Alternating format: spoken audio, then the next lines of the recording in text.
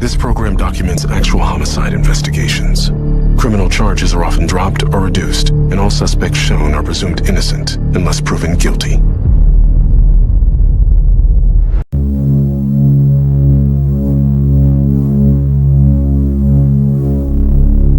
For homicide detectives, the clock starts ticking the moment they are called. This hero paid the ultimate price in getting killed. He said, I want money. Money. Got that car. That's a big lead, bro. Their chance of solving a murder is cut in half. Oh my God, the seats are full of blood. If they don't get a lead, The plot thickens. within the first 48 hours. It's not every day that somebody gets accused of murder. This is shocking. Sure it is. So what do you want to do?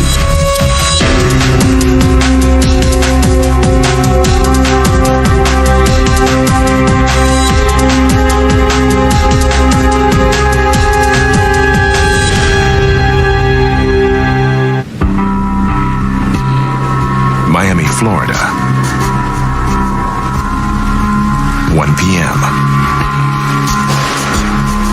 911 receives a call from the Alapata neighborhood. Please, can I help you? I can't understand.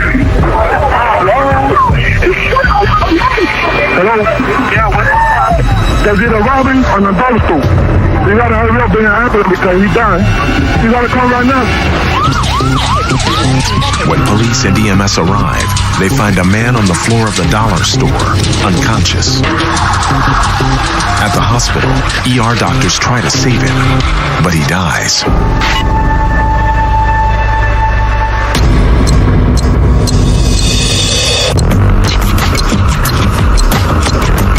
Weather's not cooperating very well. I'm afraid if it's an outdoor scene that it may wash away some evidence. So I'm trying to get there as quickly as I can. Lead detective T.C. Sapero is a 3-year veteran of Miami homicide.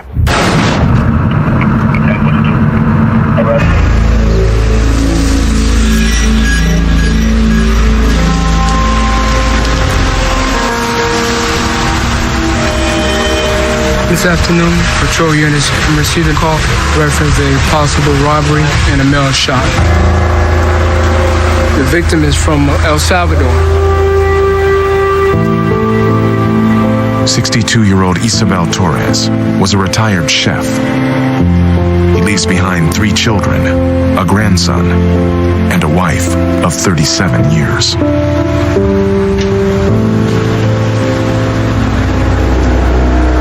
According to witnesses here, the victim was just a customer. He found himself in the middle of an armed robbery and was shot once.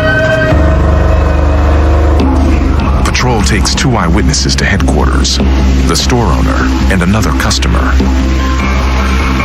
TC, go down to the station and start talking to the eyewitnesses. I'll stay here and do the scene.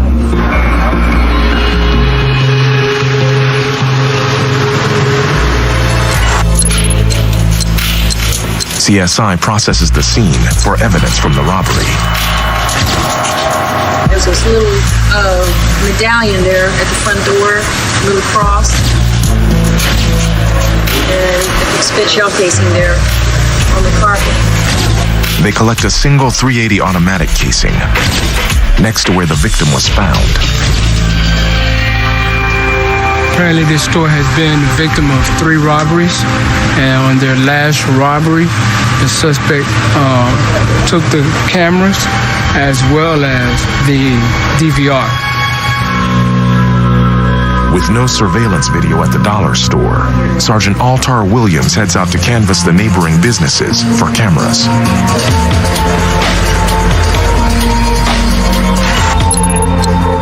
Meanwhile, at headquarters, A damn tornado. We're gonna go ahead and interview the 2 witnesses that were inside the store. We have a customer and the owner. We'll talk to the customer first. She's kind of antsy to leave.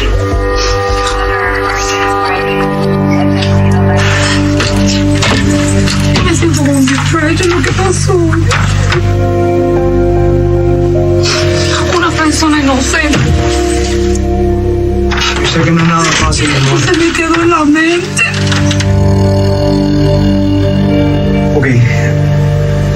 quiero que me cuente desde el principio que llegaste a la tienda todo lo que sucedió. Ok.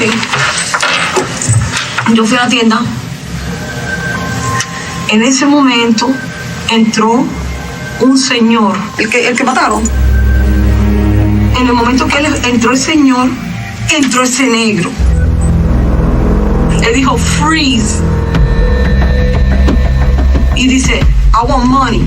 Money. Me dijo, money, money, money. Mira. Entonces, él me dice a mí, I want your gold teeth. Y le dije, look, I can't take my gold teeth. Porque es que estos son sellados, ¿me entiendes? Entonces, el negro me agarra. The customer says the robber threatened her with the gun. Ese señor, el que mataron, se dio la vuelta así, tan rápido que trató de arrebatar la pistola. She says the victim and the robber struggled for possession of the gun. Yo cojo y me escapo. Salgo de la tienda así. Y oigo el disparo. El susto fue tan grande que yo me metí que yo creía que I was gonna pass out. ¿Qué tenía puesto Moreno? Blanca, con mangas largas. Sé que era un pantalón azul oscuro y él es flaquito. ¿Le llegaste a ver la cara? Tenía una cosa desde aquí tapada en blanca. Una cosa que tapa así.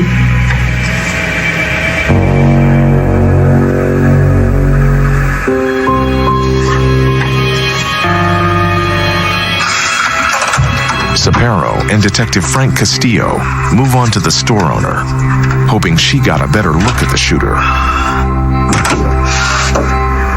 El primer problema fue con el señor porque él le jaló cadena. She says the robber snatched a gold necklace from the victim's neck. Y después la agarró a él, la muchacha. Entonces el señor como que se reaccionó y fue a forcejear con él. La muchacha se fue. Ellos estaban peleándose por la pistola. Y ahí fue que él le dio el tiro al señor. Yo me metí rápido para abajo del escritorio. Yo pensé que me iba a matar a mí también. Y se fue rápido. ¿Le llegaste a ver la cara? No tenía la cara afuera. Era así que estaba.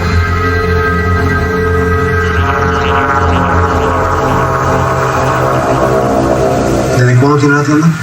¿Cuántos años? Ya 7 para 8. ¿Y cuántos robos han tenido? Como 3. Pero hay uno que es muy reciente. Que no quiero abrir más. Porque ya yo tengo mucho miedo ahí. Mucho miedo.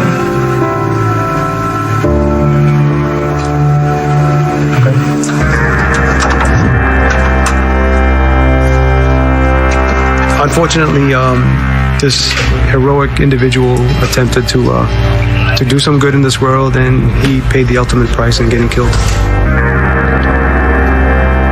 We have a vague description of the subject, a black male with a white covering over his face, and that's basically all we have. We're gonna have to rely a lot on canvassing the area, see if we can locate any other witnesses or videos.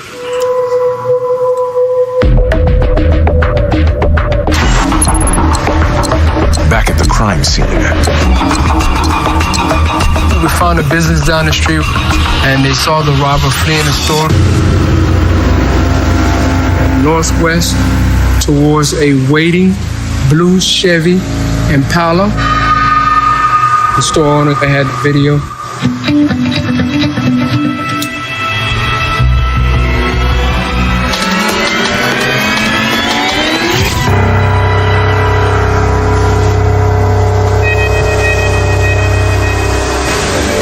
The bolo for the subject is going to be a black American male Last seen fleeing in a royal blue Chevy Impala. Spoiler kit on the back, dark tints, chrome wheels.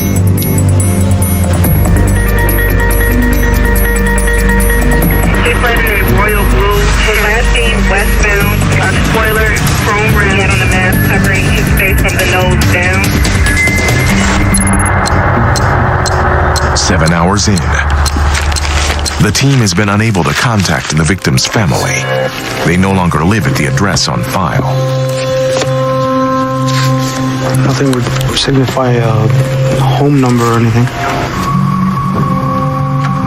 Oh, here we go. Casa, house.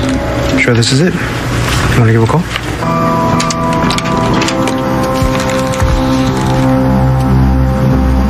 Buenas. Es el detective Castillo, de la ciudad de Miami. Ustedes conocen a un caballero por el nombre de Isabel Torres. Ok. Castillo arranges to meet the victim's family. Metallic blue Chevy. Say again? I have a metallic blue Chevy. Possibly might match that vehicle that you guys had earlier today. I got the driver. Okay, so we'll be in rotate.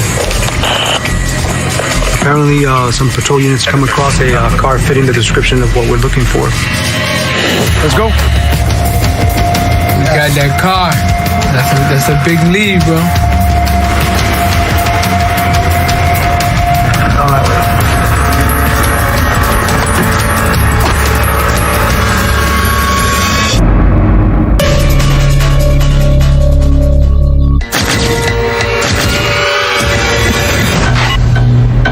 Miami Homicide is investigating a robbery that left Isabel Torres dead.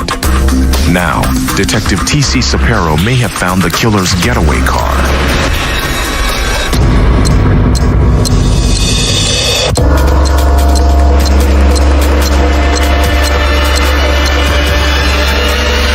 It's not gonna be it.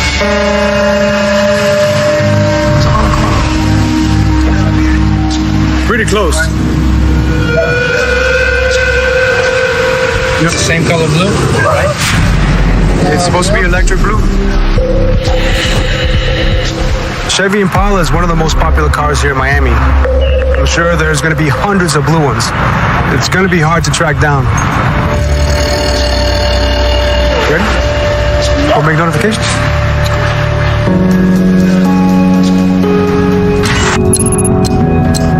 Sapero and Detective Frank Castillo head to the victim's family's house.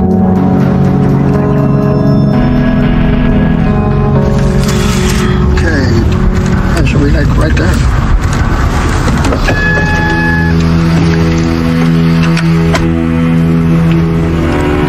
Buenas noches. Detective Sapero, Detective Castillo de la Policía de Miami. Desafortunadamente, tenemos noticia mala.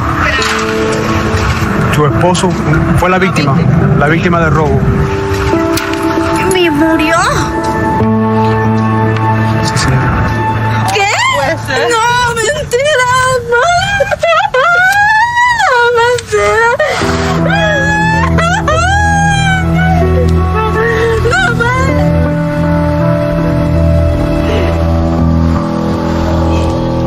According to the family, Isabel left to buy a calling card and never came home. Just one guy?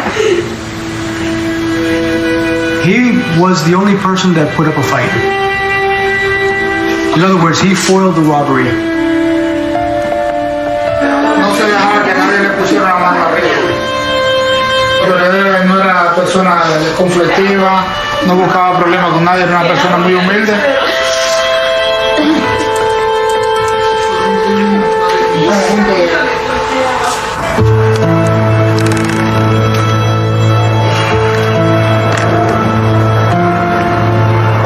It's never easy telling a family member that their loved ones are dead.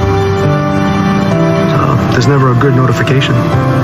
We just made a whole bunch of people very unhappy, and unfortunately, that's part of the job.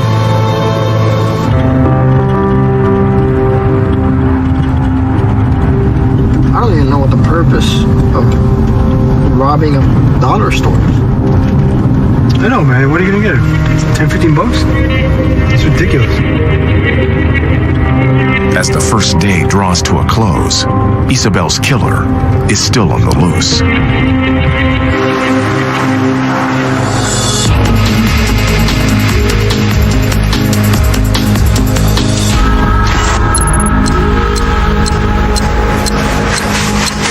Today I wore my lucky Scully socks.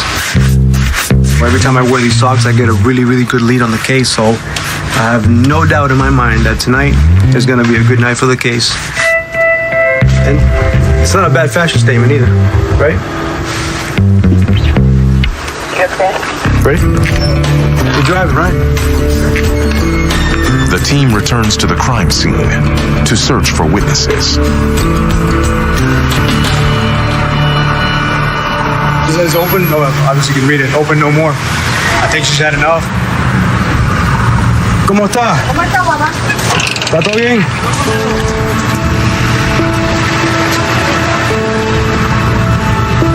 Apparently she's closing down the shop. It's heartbreaking to know that somebody can actually get scared out of their own business. But apparently it's happened.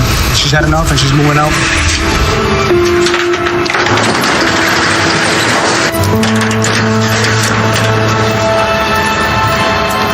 With no new leads, they continue their search for a witness who saw the killer's face.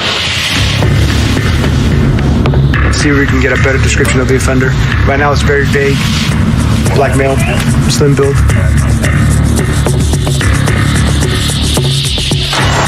A few hours later, they get a break.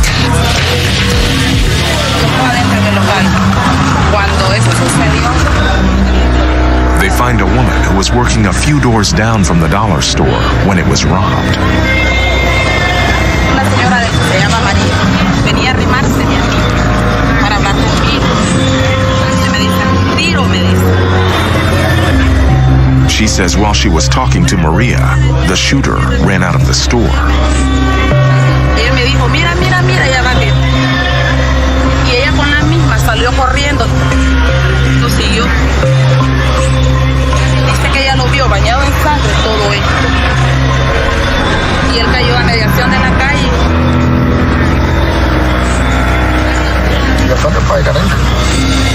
The killer may have been wounded in the course of the robbery. Cuando él cayó, con la mitad se levantó y se subió al carro. ¿Le viste la cara? No, eso sí. La que sí lo vio fue María, directamente ella, porque ella fue la que lo subió. Maria may have seen their suspect without his mask on. María, ¿sabes dónde ella vive? No, ella de Ambula. Sí, ella de Ambula. Gracias.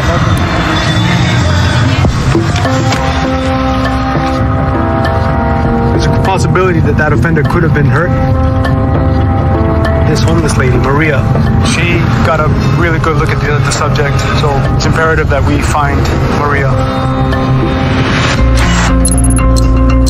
Shortly past midnight, Cepero and Castillo search for Maria.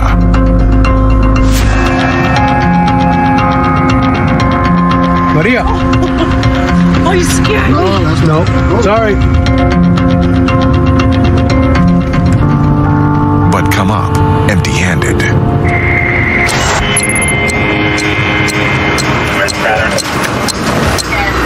How are the lucky socks working so far?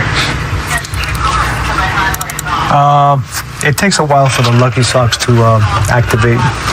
As of right now, they're kind of running a little bit slow. It's okay, patience. 36 hours into the investigation, Cepero's best hope for finding the killer is an elusive homeless woman named Maria.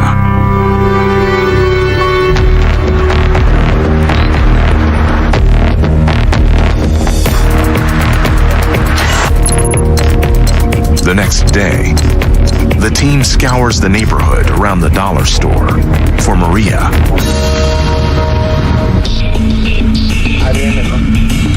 ¿Estuviste, María, por aquí hoy? that her right there? Maria, la Victoria. As the first 48 runs out, Nobody knows where she sleeps. No, she knows. She knows. She keeps that a mystery. Maria is nowhere to be found. In the first 48, detectives learned the victim was killed by a black male during a robbery, acquired video of a blue Impala fleeing the scene, learned of a potential eyewitness named Maria, and have been unable to ID the shooter.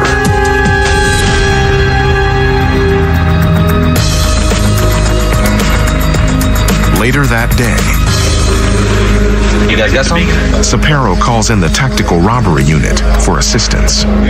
That video, dude, I've looked at it a million times, and I'm more and more convinced that it's going to be an SS, an Impala SS. It is. It'll narrow it down. The Impala SS model is much less common than the standard model. I mean, if you look at the rims, I've seen the same rims on an SS. The handles are the same color as the car, which is consistent with an SS. The good thing is, we've only found 13 blue SS Impalas in Dade County. Really? There's a good chance of finding this car. Okay. And you find this car, you got my killer.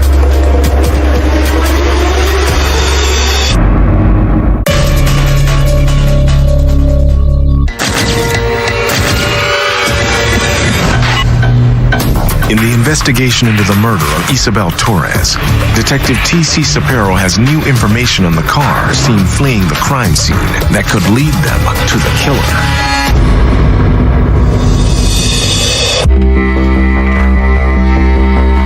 Good news for us is that electric blue Impala SS, there's only 13 within Dade County.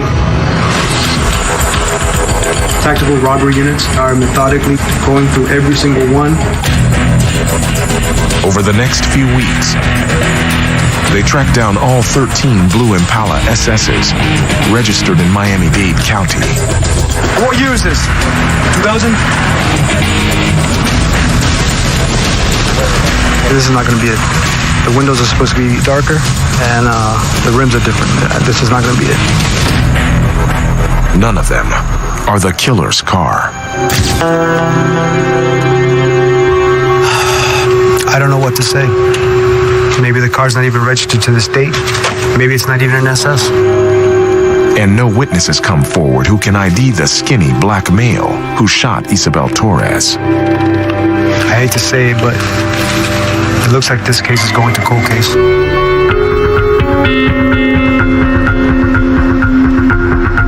Over the next several weeks, the team continues canvassing the area of the dollar store for their homeless eyewitness, Maria. They got a new owner? Yeah, it's a new owner. With no luck.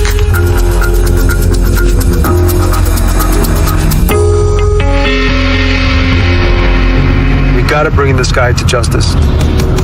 Think about all the damage he's done, all the people he's hurt. The victim, the victim's family, the dollar store owner. She had to sell her business. I hate to let good people down.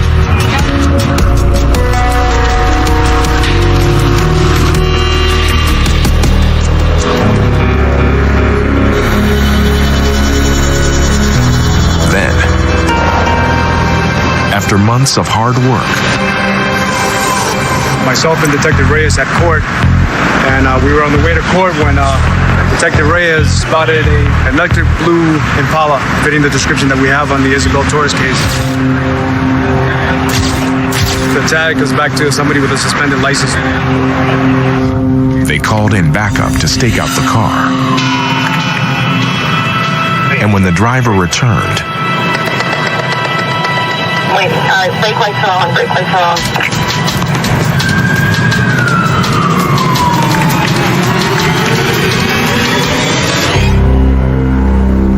they took him into custody for driving with a suspended license. The car matches precisely the description that I'm looking for. The rims are exact, the color is exact, the tints are exact, everything's exact. What are the chances? Let it be. We're gonna go ahead and tow the car and see what he has to say. Again, we're fishing. We don't know, but we'll talk to them. I mean, it could be nothing. It could be everything. So we'll find out.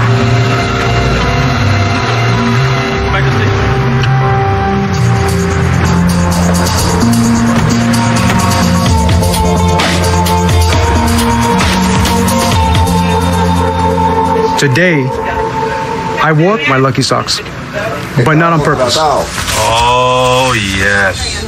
Maybe I need to start wearing them not on purpose. Why don't you have one and I have one?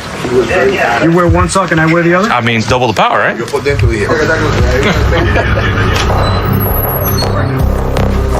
The driver of the Impala is 38-year-old Keon Williams.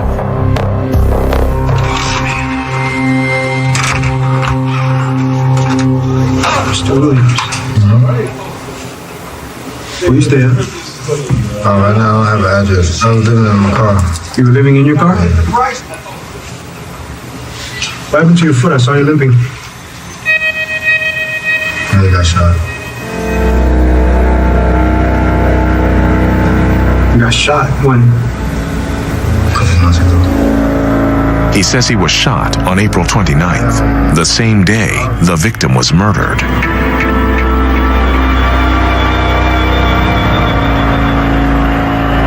Tell me about that. Well, it's a guy, he had robbed me. He took my money and shot me. Did you report it to the police? Mm-hmm. Where did that happen? West Palm Beach. West Palm Beach is 70 miles from Miami. Okay, how did it go down? I was nicking. So I just took a ride from a guy. Keon says he got a ride to go buy a pack of cigarettes. Who's the guy?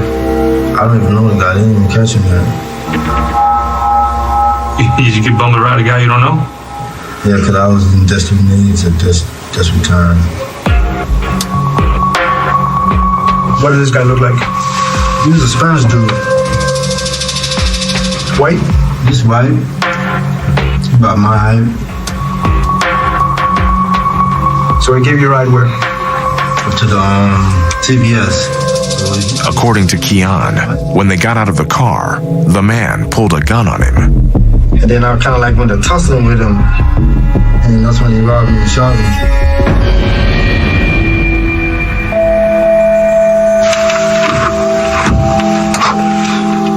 I hit him and he came out over there. Holy What? I must have heard like a... Wait a minute. It came in here? In your thigh? On your right thigh.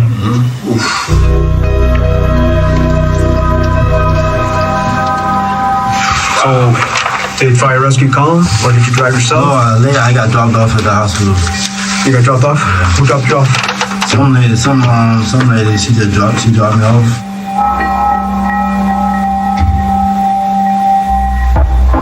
You must have made a mess inside that lady's car of blood. I don't know. Were you bleeding a lot? Wow, man. I think I was. Felt like I was. Let me check something. Good? Yeah. Well, actually, you know something? Go ahead. I need their company.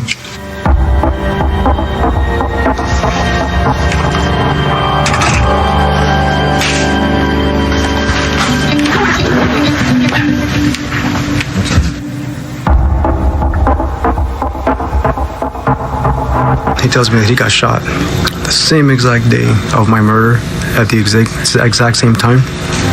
Come on. I mean, talk about a needle in a haystack. Damn, it's like boom, in your face. One day we're expecting nothing from this case, and all of a sudden, here we are. Hey, how you doing? Hey, this is Detective Reyes, City Man. Detective Anthony Reyes calls West Palm Beach PD to verify Keon's story. Okay, hold on a second. Let me go to the page. Oh, let me read back to the report. They confirm that Keon reported being the victim of an armed robbery. Wouldn't advise that he was robbed? He says that he asked for blackmail to give him a ride to a store, and when he got to a store, he got robbed. He told us it was a white Latin male. A white Latin male? Yeah. He says that he thinks he was at a store called Stop and Go, but not exactly sure where it was. Wow. He told me he got robbed at a CVS. No, I don't see anything like that here. Let me ask you something. What is the date on that report?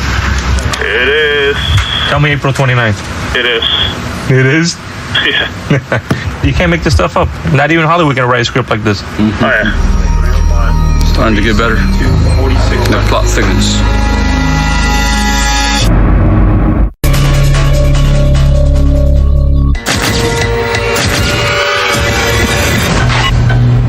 Miami detectives have just learned their suspect gave conflicting stories as to how he was shot the day of the murder. You can't make this stuff up.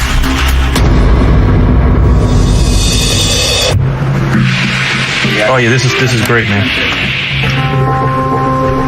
What are the coincidences? The same exact day of the murder, he shows up about 7 hours later to West Palm Beach and reports he got shot by an unknown offender. I think he shot himself. I think he was running to the car, tries shoving the gun down to his pants, and boom, right down his leg.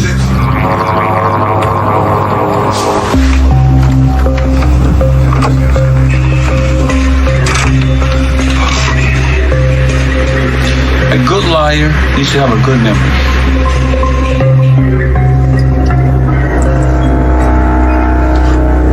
What I have in my hand is your report from Palm Beach.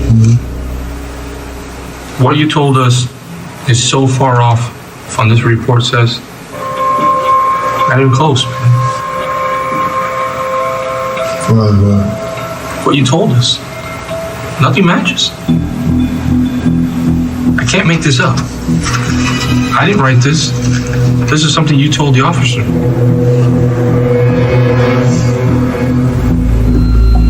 If something happened that shouldn't have, it was an accident, tell me. Tell me what happened that day.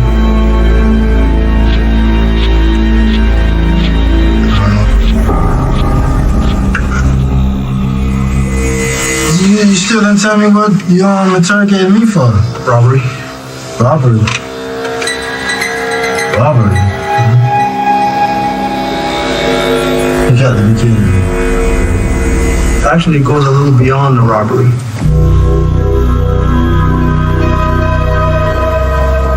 Something happened inside that store between you and another gentleman, and it had a bad ending. I can see where you're going there, but... Where is it that I'm going? I'm gonna go to the land.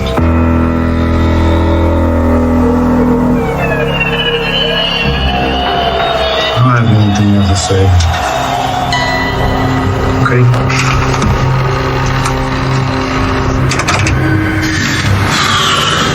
How's it going?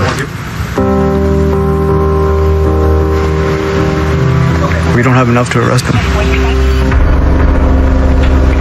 He's gonna have to walk on or just go to jail for that suspended license. He is gonna be arrested for the suspended license. That's nothing, he'll be out tomorrow. I'm still gonna be working on the case. A lot of things to do, but by no means is it over.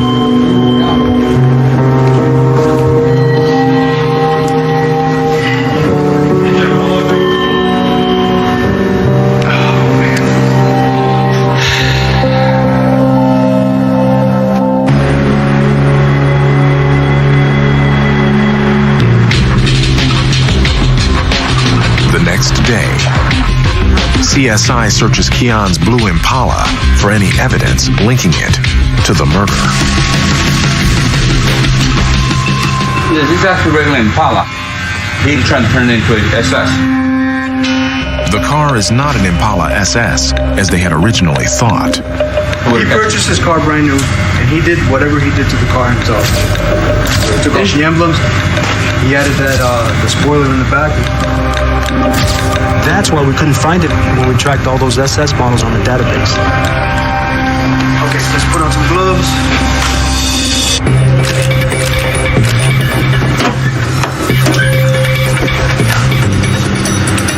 Find my gun. I'm relying on you to find that gun. The team is hoping to find the murder weapon.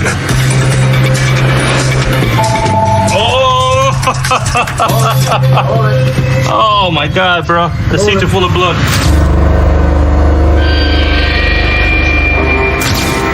Remember, I asked him, I said, man, you must have left a mess in that lady's car. That you're a thinker? No, I don't know who this is. I mean, this is fantastic. This is it completely contradicts the story as to what he told us when we interviewed him. However, they find no evidence linking Keon to the murder. Only one lead remains. We need to find Maria. She was there the original day. Her testimony is going to be crucial. I'm preparing the 6-photo lineup to see if I can find Maria. There's a very strong possibility that she may have seen him running out of the store without the face covering. Money, baby. Right there. Let's go and find Maria, bro. Maria. They head out to the dollar store to start with the new owner.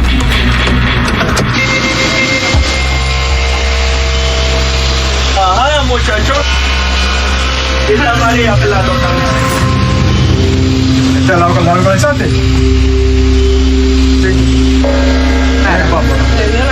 The owner has found Maria.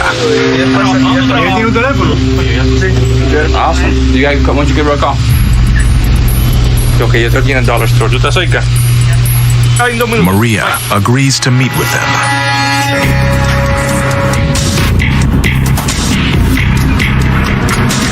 She's in this residence. Let's see if we can put another nail in the coffin.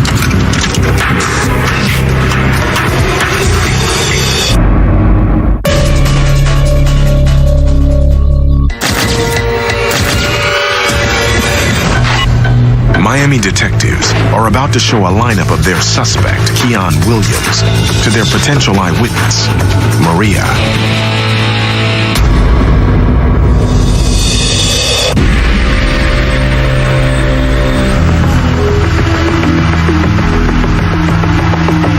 Gracias.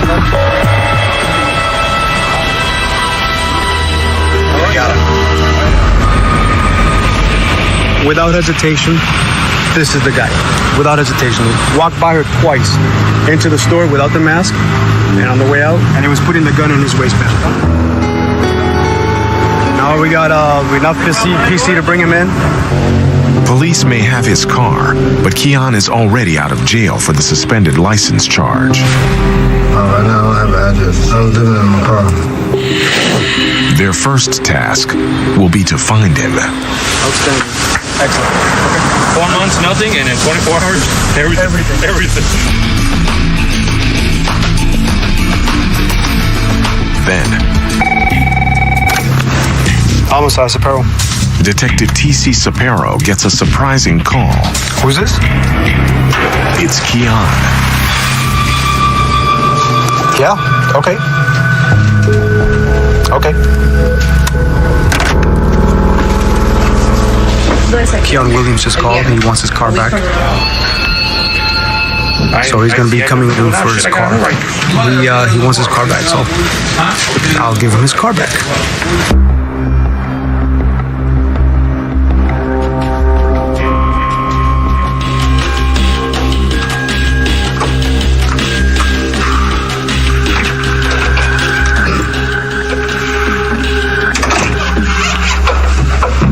I'll keep it real with you. Okay? You killed your man that was on the store. I didn't kill anybody, sir. You already did identify. I don't know if it was an accident. I don't know if it was intentional. I don't know if the gun went off by a complete accident. I don't know. I'm not getting to You'll be arrested for murder. murder. Yeah. So, what do you want to do? Like I said, I can't pick up my car. You telling me this? This is shocking. I'm sure it is. It's not every day that somebody gets accused of money. I don't know what you're talking about. Feel like you talk to a lawyer.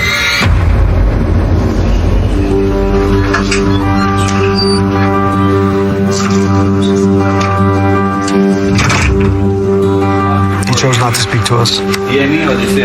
This is fine. That's his right. But this time we have a little more evidence on him, so we just placed him under arrest for murder. And case closed. Mitch, can you stand up?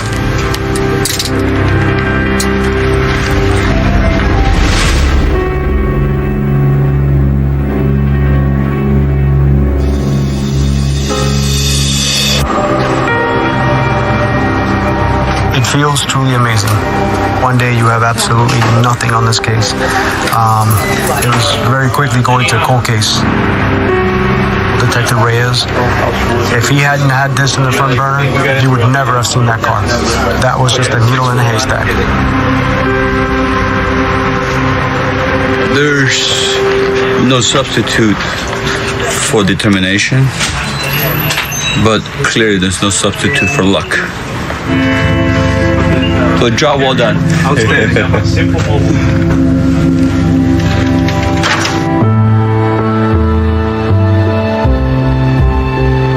The next day, Sapero and Detective Anthony Reyes give the victim's family some welcome news.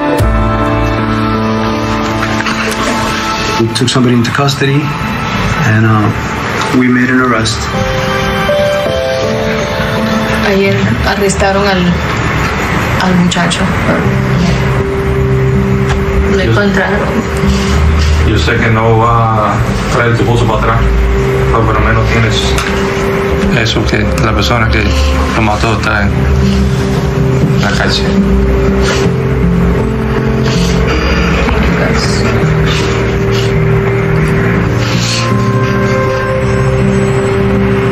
Every day people ask me, hey, anything on your dad's case? And I'm like, no. They're like, no leads? I was like, nothing. There's just a blue Impala. And I see a blue Impala every day of my life. And You probably wonder, is that the guy that killed my is dad? that the guy that killed my dad? Every day. It was almost like a gift from the heavens. One of the ladies on the scene, she was so upset because she realized that your father intervened to try to defend her. Yeah. You know, how many people will do that? So you guys think about that. Thank you.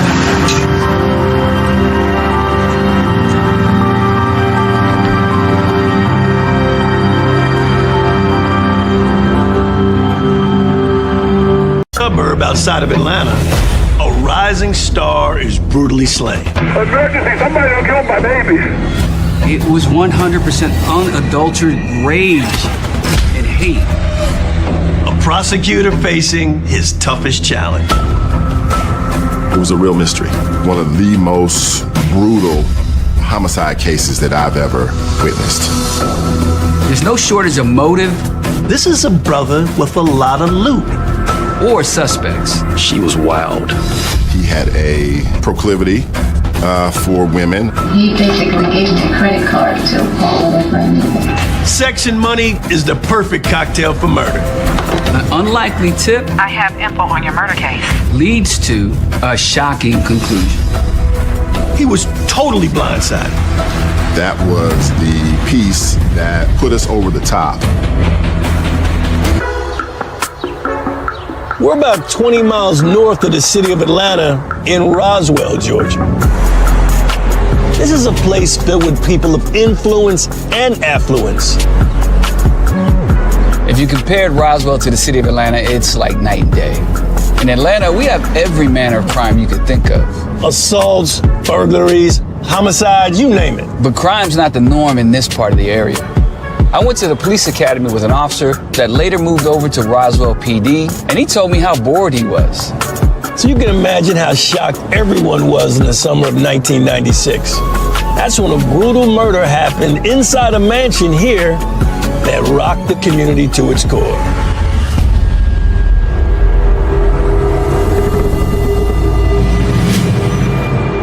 Emergency, somebody done killed my baby. Okay, tell me what's going on. I don't know. I came in the house and I found him in the bed. Hurry. Minutes later, Roswell PD arrive at $1 million mansion and discover a grisly scene. The victim, he's in his bed. He's covered with a sheet.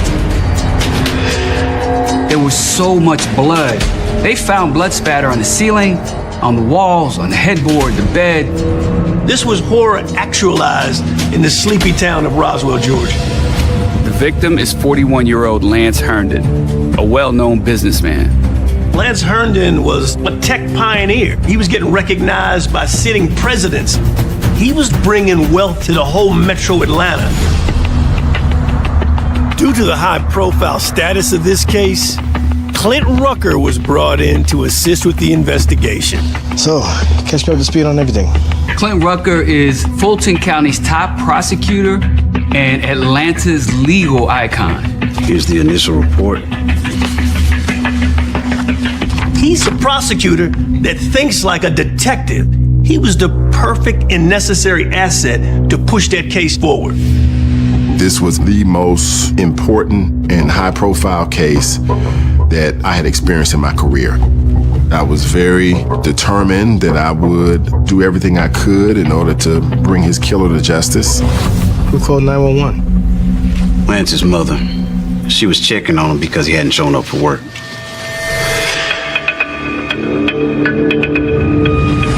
The mother of Mr. Lance Herndon found him in the master bedroom, covered up by a comforter, unresponsive.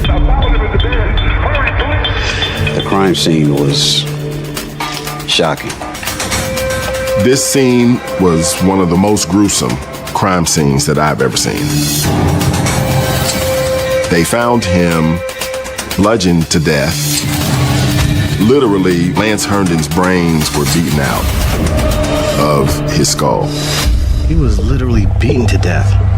We had determined, based on the blood pattern, 11 to 14 times where this object has struck his head and his face, and it actually places the killer on top of Mr. Herndon. This speaks to the rage of the killer, and it also speaks to the connection that the killer has to Lance Herndon. What was he killed with? I don't know. A search was done of the house from top to bottom, and no murder weapon was found at the scene. Anything valuable missing or stolen? His laptop? Lance was a computer software tech guy. His laptop was an IBM ThinkPad. It was one of the first of its kind to ever come out. Lance rarely ever took that laptop outside of the house because it was so vitally important, and it was very expensive, close to $5,000. We find a laptop, we find our killer.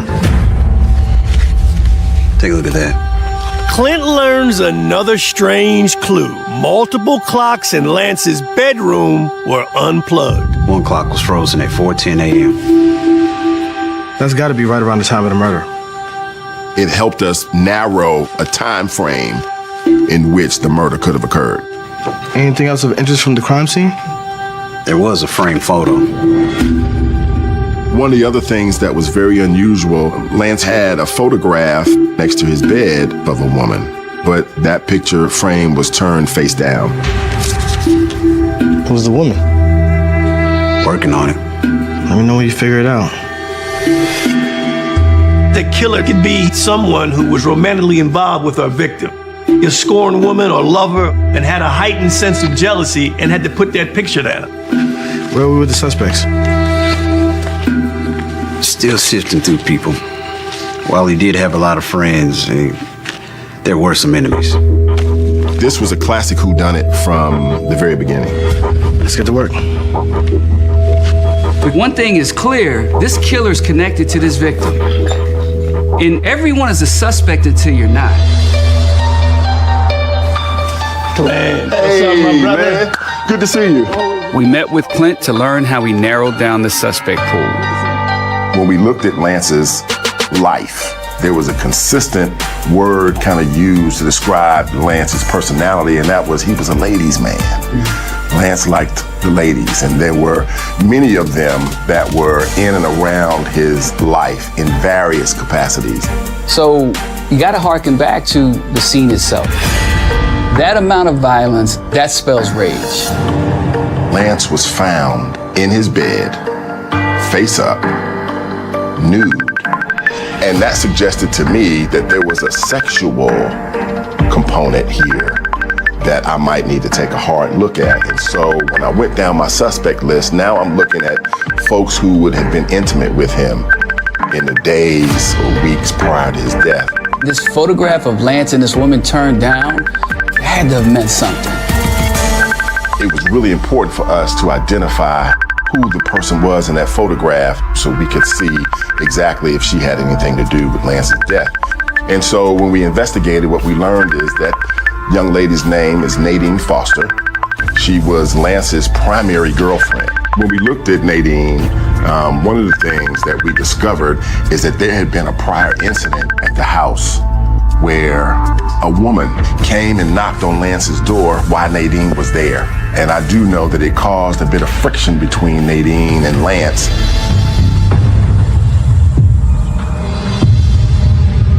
Vince and I have worked homicides in the past where definitely scorned lovers are suspect number one. They're the ones that you have to rule out early.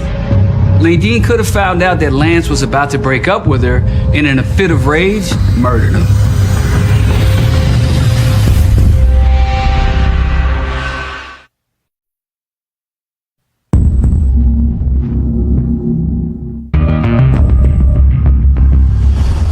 The crime scene was shocking.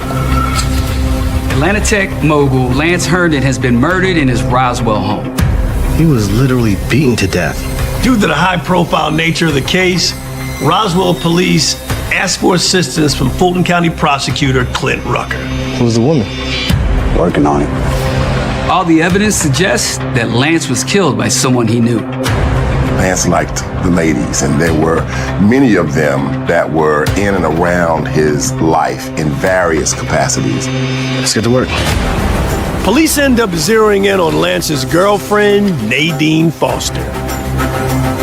Nadine could have acted out in a very violent rage, feeling like she was losing control of a man that she cared about very deeply. This could have been a fatal attraction.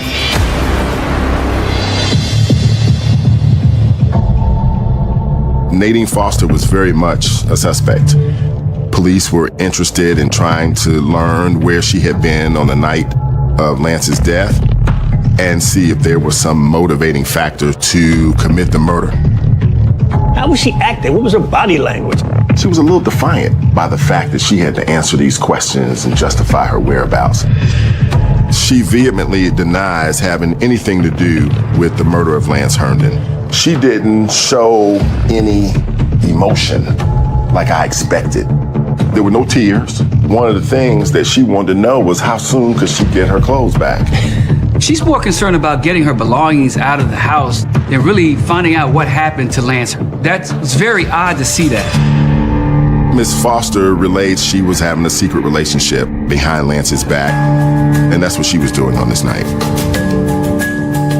We had eyewitnesses that kind of put her on the other side of town at the time that Lance was murdered, and so we were able to kind of eliminate her and cross her off the list.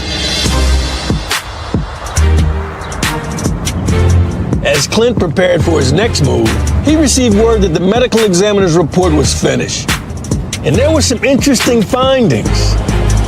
One of the biggest revelations to the report was related to the murder weapon. The wounds on Lance's face had a unique curved pattern to them. And the ME believed that it was possibly from a crescent wrench. Clint obtained a crescent wrench and laid it on a photo of the injuries. He was blown away. The wrench lined up perfectly with the markings on Lance Herndon's face. At this point, detectives returned to Lance's home to search for the murder weapon. So how long did you work for Mr. Herndon? 2 years. investigators began re-interviewing members of Lance's staff who would have had access to his house. What are you looking for? It's a crescent wrench.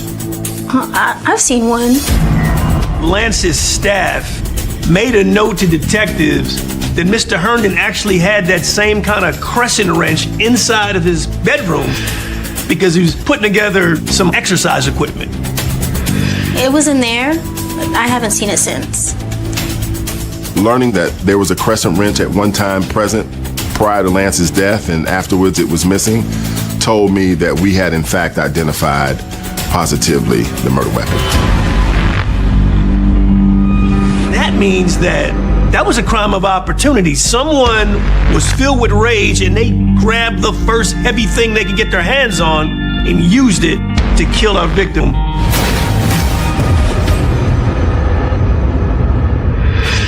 Have you spoken with Solange? I mean, she may have seen it too. She worked for Mr. Herndon? Yeah, and they dated.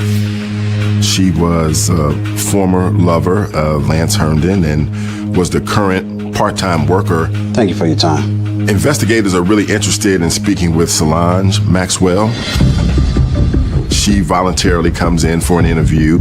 So, tell me about you and Lance.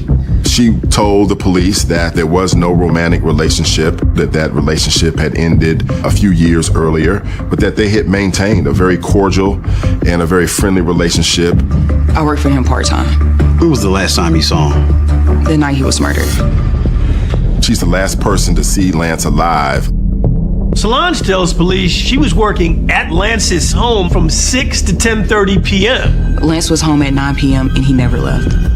Solange says she left Lance's house and arrived at her own home around 11:30 p.m.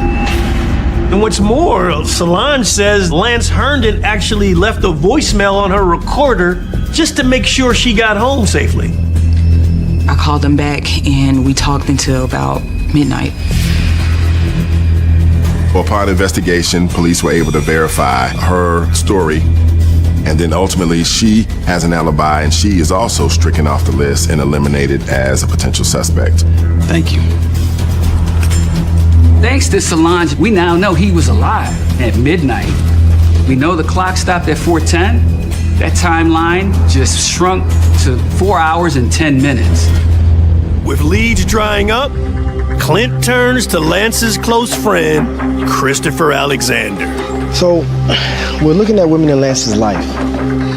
He felt like I was genuinely trying to solve this case, and he wanted to tell me as much as he could about what Lance had shared with him. Lance had recently fallen for someone. Her name was Dion Ball. Dion was 28 years old. She originally was from Jamaica. She was enrolled at Georgia State University. She was wild. He tells me, as is the case with most new, fresh relationships, it was fast, it was fun, it was sexy. According to Mr. Alexander, there was something about Dion Ball Lance couldn't get her off his mind. And he was smitten by her.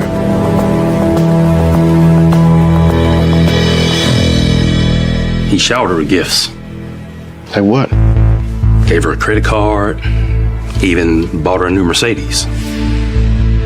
We're talking about a Mercedes-Benz. We're not talking about a bouquet of flowers from the supermarket. So he was in love? Not really. He didn't want to settle down. Lance was not interested in having a serious, monogamous relationship with Dion Ball. But she wanted more. And the relationship for Lance began to sour. He told me she started acting crazy, so he cut her off. And she was pissed. Could this new girlfriend be the killer?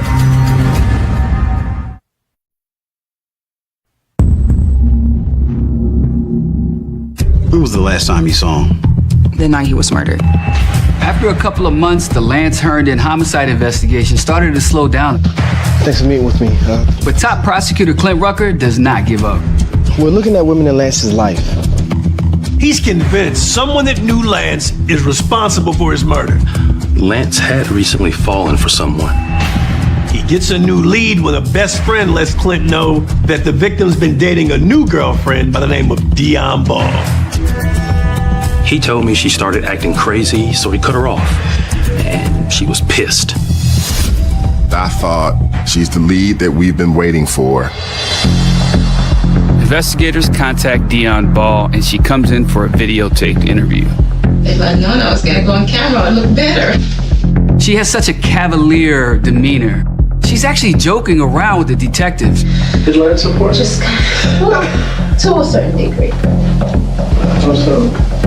Well, he'd give me money every week. He'd pay for my school fee and buy my book. And he basically gave me a credit card to whatever I needed. It was almost playful. She laughed quite a bit. She told some inappropriate jokes. Well, I mean, like, was it 50, 100? No. What can $50 do? That's luxury. Does that sound like a woman who devastated because the love of her life has just been brutally murdered?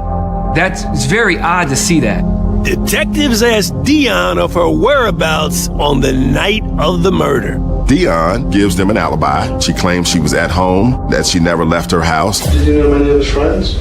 No, and I purposely wanted it that way. The fact I'm still married, I'm not legally divorced. She drops this huge bombshell right in the middle of the table, talking about the fact that she's actually a married woman.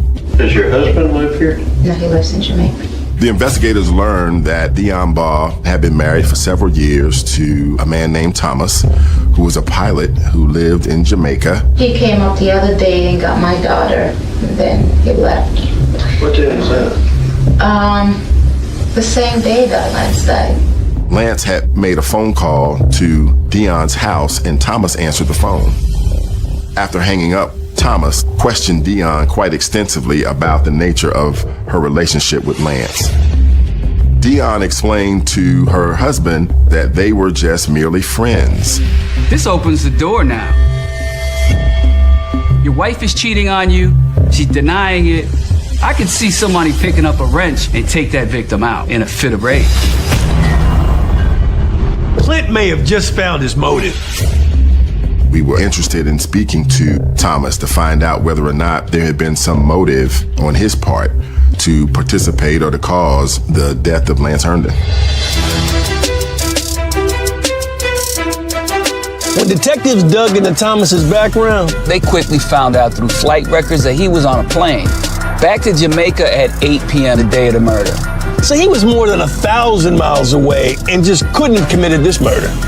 With Thomas in the clear, police took an even harder look at Dion. And that's when they made a jaw-dropping discovery. Detectives find out that 1 month before the homicide of Lance Herndon, Dion Ball got a criminal trespass warning to stay off the property of Lance Herndon. Dion Ball actually was at his house uninvited.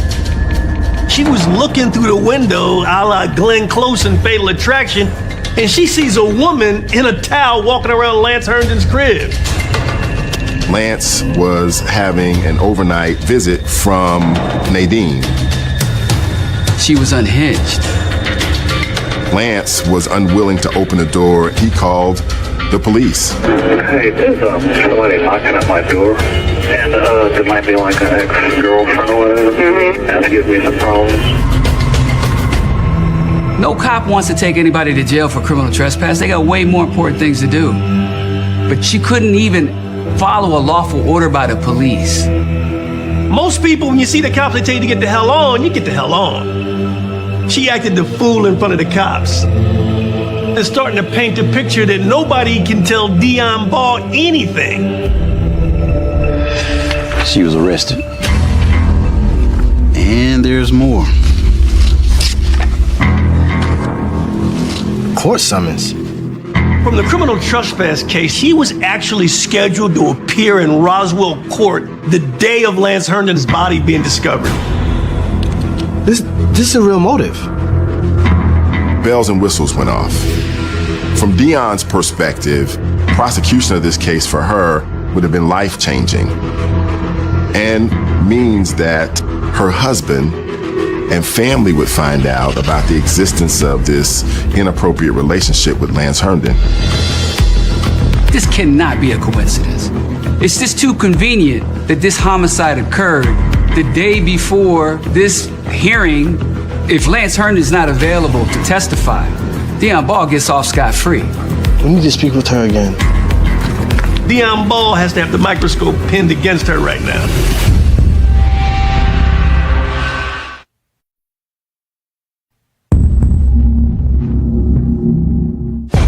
She was arrested. The Lance Herndon homicide investigation is heating up. Hey, there's somebody knocking at my door and to give me some problems. Clint Rucker discovers that ex-girlfriend Dion Ball was arrested for trespassing outside of Lance Herndon's home. And there's more. We found out that Lance was scheduled to go to court on the day he was killed to prosecute Dion Ball for criminal trespassing. We need to speak with her again. It gave me a real sensation that Dion Ball was the actual killer. Dion agrees to further questioning by police. I already told you, I had nothing to do with Lance's death. She claims that she would never do anything like that she's not that kind of person, and that she's not a violent person. There is something I didn't mention before. She drops a bombshell on him. She indicated she last saw Lance on the night before he was killed, when he came to her home and brought her his laptop computer. He gave you his laptop? Yes. That's the only item that they can tell was missing from the residence of value. The police were highly suspicious of that. I needed it for schoolwork and asked Lance to bring me his portable one. Did he give you a computer case with it? No. Lance would have never given her this computer in that manner. I'm telling the truth. The laptop was very expensive. It was the computer in which he used to transact business. You would have expected it to be given inside of its protective carrying case. What time did he bring it to you? About 9:30 p.m. Lance was home at 9 p.m. and he never left. We know that's not true because Lance's staff made a note to detectives that Mr. Herndon actually was at home during that time. So this sister's lying. We have people that swear he was at his house until 10:30. I don't know what to tell you. He came over, gave me the computer, then he left. Is she arrestable at this point? Absolutely. But can Clint guarantee a conviction? Not yet. While the internal feeling was that she was the person responsible, there was also this sense of there being like one thing missing that would conclusively allow us to be able to convict her beyond a reasonable doubt. Knowing Clint, he wasn't going to just charge somebody until he had enough to put the case over the top. He had no eyewitnesses and no definitive scientific evidence linking Dion Ball to this murder. His evidence was all purely circumstantial. So we had to pump the brakes on this, regroup, and see what happened. Nearly a year and a half passed with no new leads. I mean, this case was ice cold, but Clint refused to give up. One of the critical components of homicide investigation is watching paint dry. You gotta check into your patients and then pull out a folding chair. Because sometimes you just gotta let the evidence come to you. It was extremely frustrating that I couldn't charge her with murder. It left me feeling as though I had failed Lance Herndon and his family. Hello. Mr. Rucker, Yes. I have info on your murder case. He gets this crazy call out of the blue. It's a divorce attorney representing Dion Ball's husband. My client wants to talk. She says, I know you're investigating Dion Ball for the murder of Lance Herndon. I got some information for you. Can we meet in person? Absolutely. I was very excited. I was very anxious. Clint knows whatever he's gonna hear is probably gonna be the key piece of evidence he needs to take this case home. How about this afternoon? Mr. Rucker, Yes. I have info on your murder case. Prosecuting attorney Clint Rucker gets a call that could break this case wide open. My client wants to talk. It's a divorce attorney representing Dion Ball's husband. Can we meet in person? How about this afternoon? I'll make it happen. Thank you. I was very excited. The information would be exactly what we needed in order to put us over the edge. Clint meets with Thomas and his divorce attorney. So what do you guys got for me? Dion was a cheater. I know she had an affair with Lance, but that's not all. He says, hey man, the reason I'm filing for divorce is because I think my wife killed Lance. He shared with me that several weeks prior to him filing for the divorce, Dion had actually traveled to Jamaica. They had gotten into an argument with respect to Dion's relationship with Lance. Things turned physical quickly. He says Dion got very aggressive. She knocked me on the ground and began beating me in the head. She's off the hook. She's trying to hurt this brother. That's all going back to the kind of damage we saw done to Lance Herndon when he met his demise. And then she threatened me. She said, if you don't stop effing with me, I'ma do you just like I did Lance.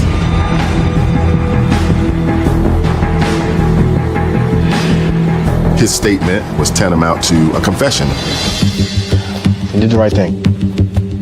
It became clear to me that Dion Ball was our killer.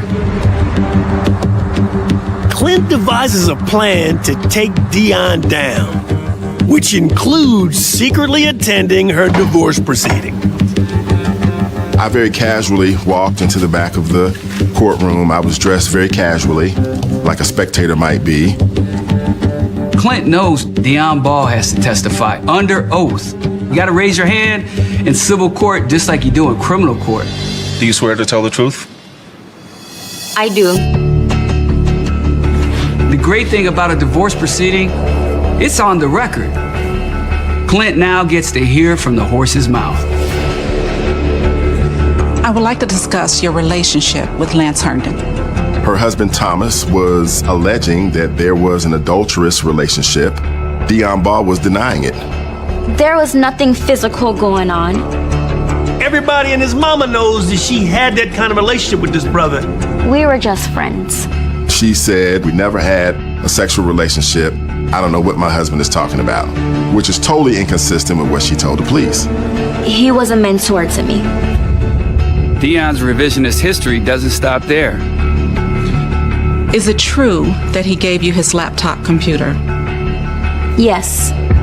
And another important thing that Dion Ball testified to is that she actually went to Lance Herndon's home on the night that he was murdered and actually picked up the laptop computer. What time were you at his house?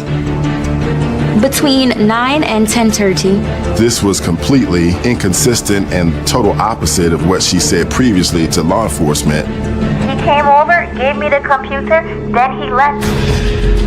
Dion Ball, now, probably forgetting the lie she told Roswell police, has now placed herself at the crime scene the night Lance Herndon was killed. This is exactly what Clint Rucker needed. Clint believes he finally has enough to move the case forward. And he's going to use Dion's own words against her. The things that she said under oath during the divorce case can absolutely be used in my murder trial. While Clint was planning his next move, he received some incredible news from the crime lab. DNA testing from the crime scene was finally completed. Dion Ball's DNA was found under Lance Herndon's fingernails. And a hair recovered on Lance's body also belonged to her. Clint felt like he could now scientifically tie Dion to the crime scene. The DNA evidence, coupled with Dion's actual statements in divorce court, gave Clint what he needed to finally make an arrest. And in January 1998, nearly a year and a half after Lance's murder, Dion Ball was taken into custody. Her arrest was just the beginning to the long road to justice. It took another 3 years, but in 2001, the case finally went to trial. Good afternoon. I'm going to take a little time to explain to you why, without any doubt, the killer sits in this courtroom. Clint didn't enter this trial with a clear-cut home run. The DNA could be explained that it's consensual. Of course, there's going to be transfer of hair. I was nervous. I'm fighting not only for Lance, but for all his family members and friends who loved him dearly. This was going to be one of the most talked about murder trials in the history of Fulton County. And she is right here. What time were you at his house? Between 9 and 10:30. Over a year after the murder of Lance Herndon, Fulton County Prosecutor Clint Rucker files charges against the ex-girlfriend of this victim, Dion Ball. The case is highly circumstantial, but Clint makes a decision to go to trial with the information and the evidence that he has. I have been given the responsibility of presenting to you the case of the state versus Mrs. Dion Andrea Ball. Over the next 2 weeks, Clint lays out the prosecution's explosive case against Dion. According to Clint, it began when the couple's relationship soured. Lance was using this criminal trespassing court case as a way to permanently cut ties with Dion Ball. When that happens, you can only imagine her rage. That's the lifestyle she wanted to have. A married sister, her side piece is cutting her off and she's losing her mind. According to Clint's theory, Dion wasn't giving up on the relationship. On the night that Lance was killed, Dion Ball arrived at his home in Roswell sometime after midnight. Dion would have been seeking assurances from Lance that he was not going to prosecute her. He was not the kind of person who was confrontational. Lance would have assured her that he had no intention of going to court. And I think that they would have engaged in sexual relations at that time. I believe all of this would have occurred in between midnight and 4 a.m. After having sex, I believe that Lance fell asleep. The theory of the prosecution is, at some point, Dion Ball went to that laptop. Dion would have wanted to confirm what Lance had told her. She would have checked his calendar and found that he planned to attend court and actually prosecute her. This would have driven her into a rage. She concluded that the only way she could prevent this from happening to her and destroying her life potentially is to take his life. She looked around the room and saw this crescent wrench and decided that she was going to beat him to death. And I believe that she would have straddled his body. Clint doesn't just tell the jury what happened next. He shows them. The killer was up close and personal when taking Mr. Herndon's life. The killer struck him. He was struck again and again and again and again and again and again and again and again until she beat the life out of him. Once she realized what she had done, she immediately went to a cover-up mindset. She wrapped up the murder weapon.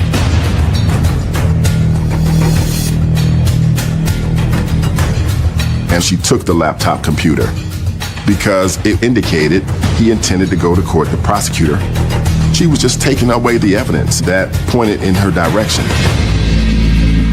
You will finally bring his killer to justice. So when the jury actually begins to deliberate, it is literally out of my hands.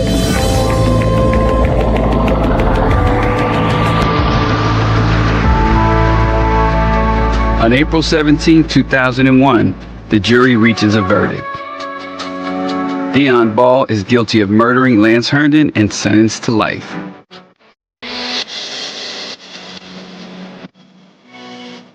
The celebration in this case didn't last long. Dion's lawyers appealed the conviction and won.